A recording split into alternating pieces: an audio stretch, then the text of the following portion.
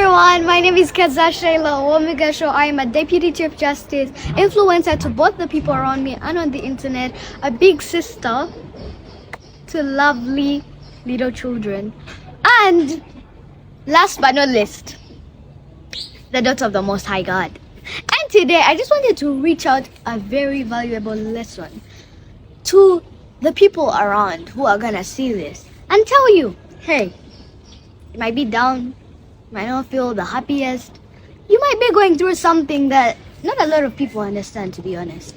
But with God, everything is possible. I mean, He made the heaven and the earth.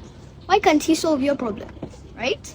So get on your knees and start praying and trust and believe. Have faith in your Maker, because with Him, all things are possible. That's why our motto as Uganda is for God and my country. And don't forget to watch Pablo and Kids Sunday morning 11:30 a.m. where value pretty planet. Anyways, see you.